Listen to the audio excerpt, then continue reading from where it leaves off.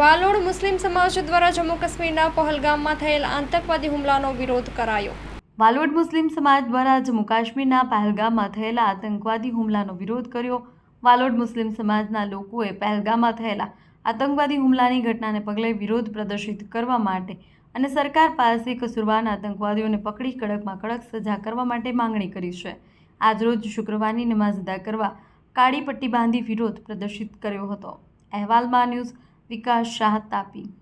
भाई ये जो हमारे मुल्क के अंदर हादसा हुआ तो ये पूरी इंसानियत को हिला देने वाला हादसा है। तो ये कोई हैवान ही ऐसा कर सकता है, इंसान के अंदर ऐसे करने की ताकत नहीं है। सारा मुल्क इसमें दुखी है, हम खुद भी इसमें बहुत ज़्यादा गमगीन हैं। तो जिनके घरों से ये लोग मारे गए हैं तो उनके घर वालों को हम दुआ करते हैं कि अल्लाह उनको हिम्मत देवे, ताकत देवे और सब्र देवे, और ऐसे जो मुजरिम है इनको सख्त से सख्त ऐसी सज़ा मिले कि आइंदा कभी भी इस तरह की कोई करने की काम ज़रूरत ना करे। तो हमारा मैसेज है हिंदुस्तान की हुकूमत से कि जितने भी मुजरिम हैं इनको सख्त पकड़ कर सख्त सज़ा दी जाए।